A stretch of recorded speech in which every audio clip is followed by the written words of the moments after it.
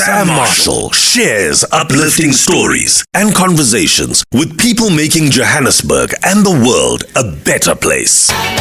It's the sounds of Indecent Obsession with Kiss Me. This song is so old, can you believe it? But still a banger. Really, really great tune. As I've been threatening the entire morning, we've got a new feature that starts on a Tuesday. This is such a fun thing to do. Charmaine Soobramoney, who has a corporate background that's all-star, we have discussed for the longest time, she's been doing it in a capacity as a businesswoman, as a professional.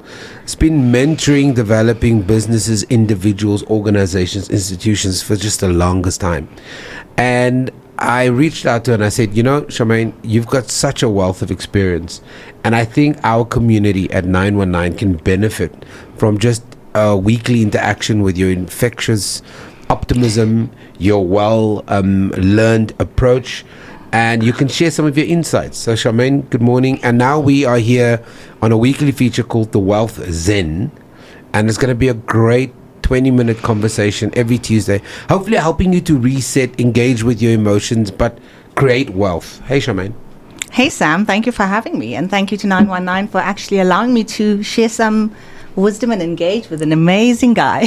Thanks. You're on the right path. You've started the right way. Wealth. When we think of wealth, and look, we're going to unpack it on a weekly basis, different issues, different aspects. We'll react to what's happening in our environment, whether it's topical or not. But when we think of wealth, we think of wealth in a very kind of linear way. We sometimes think of wealth as either it's financial or it's health, but it's so many different things. Wealth to me is actually all-encompassing. I mean, most of us focus on just money, but money, just running after money, just creates added stress. And I'd love an opportunity to to unpack the acronym wealth and what it actually means for me. Do. Thank you. Wealth, it starts with wisdom, right? The W is for wisdom. And it's about just learning, growing, reflecting on the day before, and how can I be better? Because with wisdom and knowledge, you'd be able to create a better life for yourself. And when you're happy, Sam, everybody around you can actually benefit from that energy. Yeah. The E actually is for equity. And not equity in terms of the financial instrument. We'll unpack that at a later stage. But equity in terms of fairness. How fair are you to yourself? And how fair are you to others? Often, we are kinder to other people than we are to ourselves. Often. And when we are not kind to ourselves, we just beat ourselves unnecessarily. And we prevent ourselves from living that wealthy life, right? And A, Sam, A is for assets. And assets create wealth. But what we fail to realize is we are our primary asset. We create magic or we don't. And when we do look after ourselves mentally, physically, holistically, take care of ourselves first. Love ourselves. And love ourselves, Sam, I know we're in the month of love. It's self-love. It's not feeling. It's about what do we do to nurture ourselves. Because when we love ourselves, it's an action. And when we love ourselves, we can love others more, right? And the world needs more love. Yeah. Okay? I agree. My L is for liability and love. I've touched on love. Liability is, if I'm going to touch on net worth. Okay. It's assets minus liability gives you your net worth. That's in the financial world. But asset minus liability is also equal to your net worth. And your net worth is so flippin' important, right? Yeah. Because if you have the wrong people around you, what do? They reduce your net worth. Yeah. So it's not about how many people you have in your lives. It's about how many people you surround yourself that grows you every day to be able to create that wealthy life. I love that. I'm glad you do. Yeah, we really got to think about who we surround ourselves with. Absolutely. Yeah, and who we be spending our weekends with every weekend. Yeah. Who we spend life with. Yeah. Because those people either make you or grow you. Oh, yeah. And boundaries, and we need to touch on that at some stage, Sam. Yeah, we will. So we spoke about love and liability, and it's about time. This moment we have here, it's never coming back. Yeah. So use your time intentionally. whether it's to grow yourself, whether it's about creating happiness and impact in people's lives. Because the world and I love that the fact that you invited me on this show and not another show, because you're all about positivity, aren't you? I try and be. It is all about positivity. It's about hope. It's about inspiration. Yeah, little bits, small doses. And we have to. And it is possible to create a wealthy lifestyle with very, very little. And I like the idea of actually sharing this on a weekly basis with ourselves, and all of us can actually learn. Before you go to the H, I just want to, something that jumped at me as you talked about time. It somehow feels to me it's the one thing that we do not measure, take stock of, because we think it's in abundance. And unfortunately, it's that almost insidious character in the background. It's always taking away from us, but we're not aware of it in the way we should be. When we are younger, it feels like we have like an abundance of time, right? And yes, we make mistakes, we learn, we try whatever. As we get older, and I actually reflect on my parents, actually almost in the 80s, and my in-law, it's about how many Christmases we have left. It's about how many whatever. So don't waste time, because if you utilize it, especially when you're young, effectively, trust me, I'll show you how you can be wealthy. I'll show you how you can be a millionaire. Use your time effectively. Yeah. And it's so funny that you talk about how many Christmases we have left. Warren Buffett famously looks at the remainder of his time in terms of how many meetings he has left. Absolutely. How much, and so he's very, very careful about granting meetings and interviews and stuff like that, because he only has so much time left. Yeah. And as soon as you start treating yourself as an asset, Sam, you are intentional as to where you put your energy. And you also, because of your reflections, you get a better understanding as to who you are and what is it that you want to pour into the world. Yeah. So you tend to say no more, and that's okay. Yeah. And most of us battle to do so. Yeah. H. H is for health and happiness. If you don't have health, Sam, and if you don't look after yourself, and to the listeners out there, no amount of money is going to save you. Yeah. You know what? So carve out time. I mean, all of those things that are spelled out is interconnected, right? Yeah. And happiness, it's a flippin' inside job. It's not about the car you drive. It's not about the house you live in. It's not about the external validations as to how many people liked my post today or not. So once we get into understanding who we are, that wealth journey becomes like easy. And it's so interesting that we go through these transitions, right? At some point, people equated, and look, there's growth. I mean, you might start off with saying, I want a really great job, I want a big house, I want a big salary, I want to drive the nice car, wear the nice clothes. And look, some people never leave that. Some people are chained to their status, right? Sure. And that's the chase that they'll always have. But I think the thing of maturing and being able to be reflective, and as you talked about, wisdom and being aware of where you are at the moment, is that you do start realizing that none of those assets that you build, none of the bank accounts that you're trying to build, none of the clothes that you are so obsessed about, the stuff that causes you unhappiness, matters if you're sick, if you're on your deathbed, or if you pass on. You can't take it with you. I know we say it all the time, but you can't. Absolutely, Sam. You can't. The reality is you actually can't. And you know what? Chasing stuff was never something, because of my early stages, things that actually happened to me. I was never chasing external factors. Okay. I still live in the same house that I bought in 1999. Wow. My best boyfriend is actually Warren Buffett. Everybody else is secondary. and he famously still lives to this day in the house that he bought in the 70s. Absolutely. He eats at the same restaurant, kind of has the same meal. He has a firm belief that you can only live in one home at a time. And this is a man that's worth hundreds of billions of dollars. And he has a very simple philosophy on life. And I think that we often get caught up in the kind of social media stuff. But even Elon doesn't have a home. He has a very simplistic life.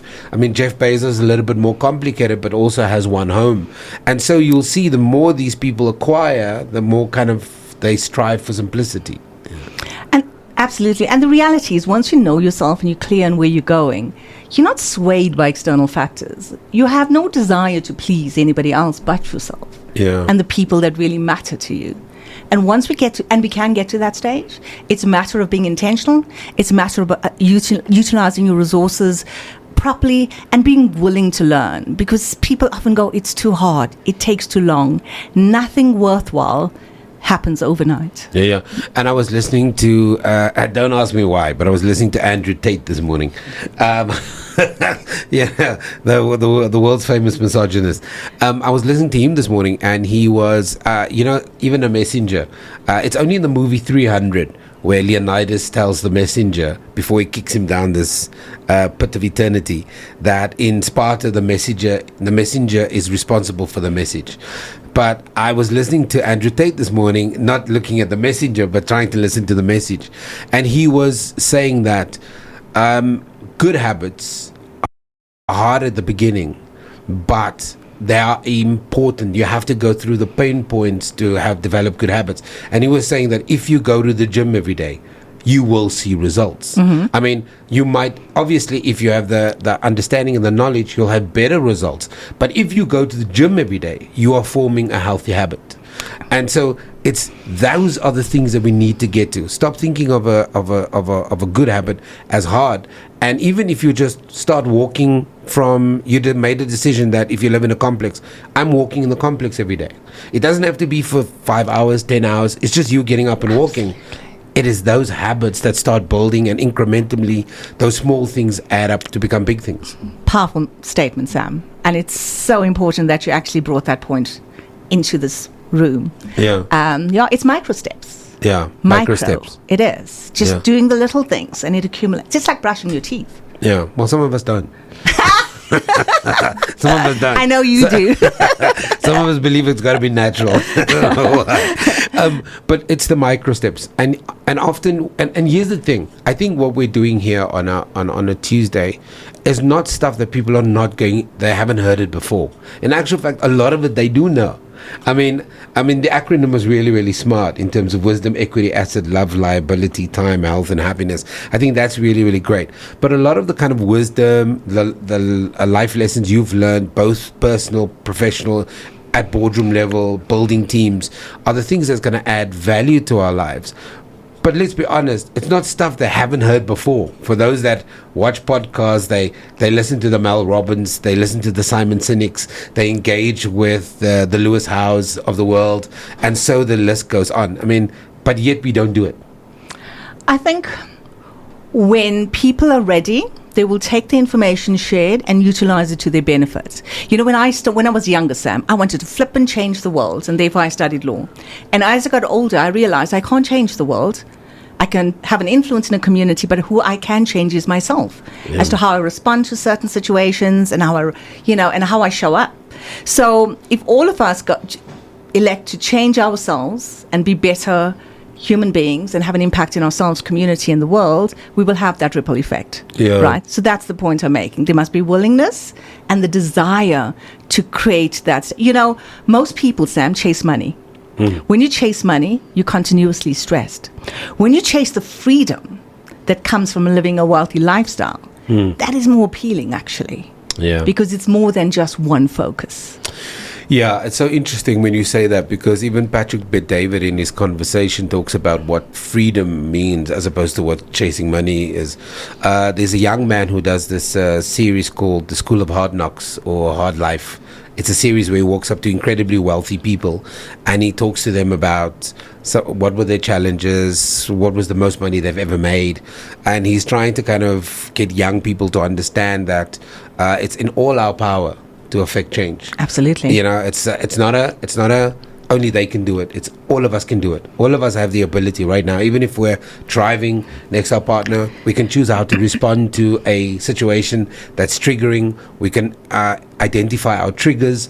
We can make note of what those triggers are and then actively start working on changing them. And it doesn't have to be this monumental, I'm going to a Buddhist retreat for 4 weeks to learn how to center myself. But it's the little things that we can do. You know, if Sam, that's a great point that you've made. And if we really, really, really need peace in life, if that's what's You've got to driving, be it. you have to make those changes to be able to. But you've got to be the piece. You have to be the piece. You have to be the piece. You have. It's yeah. It is. And yeah. It's an episode for another 20 minutes. No, we'll talk about it. But I mean, you've got to be the piece. It's got to be willingness. And then the other thing that I've learned in my longish life is that longish, like how many years? Longish. Well, you know, I'm seeing the 50. It's on the horizon, right? But I think that unfortunately, a tradesman, they are their tools. The more tools you have access to, and the better the tools are, the easier the job becomes. And I think it's a fallacy, it's a misnomer to believe that one can like the seahorse whose male fall pregnant. I think one has to recognize that you need tools in order to live a better life. Absolutely. And I think even if you just switch onto this, I'm not advocating that you listen to this. I mean, you might be at odds with everything we're saying between 10 past 10 and half past 10. But you need tools. And whether that tools is a pastor in the church, a big brother, somebody, you need tools in order to become better. It is. Why do we have coaches in the world from a sports perspective? Yeah. I mean, Usain Bolt could just say, well, I'm the fastest, I don't need a coach. Absolutely. You know, the Springbok drinkers who just defended against Sean Strickland can say, well, you know, and it's so interesting that you mentioned that. Who said it the other day? Was it Myron Golden who talked about why successful people all think they need coaches and non-successful people believe they don't? Which is if you study the habits of successful people, which is actually a book, you'll realize that all successful people have a coach, have a mentor, have a community of people that they can rely on to be able to elevate themselves to the next level. Because what they do is they see themselves from a window of being an asset. So if you see yourself as an asset, what do? You invest more in yourself. You invest in terms of the people you surround yourself, getting a coach to be better, to be able to, when you don't value yourself enough for whatever reason, it could be resources or it could whatever. Be history, it could be background, or trauma. It could be immediate family members. Absolutely. You know, how you see yourself, you know, self-projection stuff. And the wealth journey actually helps people just get into, if they're willing and there's desire, to get out of that. Yeah. And there's been enough statistics as well as personal cases that I can actually share where people have been able to get out of that mindset that I'm not good enough and have acquired and living a wealthy life. So this is what we're going to do every Tuesdays. We're going to unpack some of these big ideas or some of the challenges. It might not be that big in your life. It might be something that is still triggering. Charmaine Soobramoney is going to be joining us every Tuesdays. Charmaine, as we wrap up, what is the big thing that we need to experience, think about, live this week until next week's session? I think it's about just wake up every morning and just reflect on the day that has been. What made you happy? What made you sad? What is your triggers? And what that will do is create a sense of awareness. And when you have information... And there's power. And when you have information, it can actually help. You have enough information to shape your life and take little actions, the micro steps you were talking about, to be better. Yeah, I love it. Awareness, I believe awareness is really a start of almost all solves for problems. If you're just aware of what you did, if you understand the impact you have on someone else, I think that awareness is absolutely amazing. Ma'am, it was such a privilege chatting to you. I look forward to the Wealth Zen next week. I get to learn. We've made an agreement, myself and our listeners, that we're going to learn together. And including myself? Yes, including you now. You've joined this community. We're going to learn together. This might be your cup of tea, might not be your cup of tea. Go and make a cup of tea in this 20 minutes if you don't like it. But the idea is that we can all do better, and we must do better. Absolutely, Sam. And if I may, yes, this is the week of love and light to everybody. And thank you for having me. Are you ready to amplify your sound experience? Tune into 919 FM, where the beat meets the streets. brought to you by Shure South Africa, the leaders in audio innovation. Whether you're a musician, podcaster, or simply a lover of crystal clear sound, Shure has got you covered. From premium headphones to professional microphones, Shure South Africa ensures every note, every word is heard with unparalleled clarity. So turn up the volume and turn on the excitement with Shure South Africa, proud sponsors of 919 FM. Visit Planet World's Rockstar Studios or your nearest music retailer today. Shure South Africa 919 FM, where great sound meets great entertainment. Shure South Africa, shaping your sound experience. Available now at leading retailers.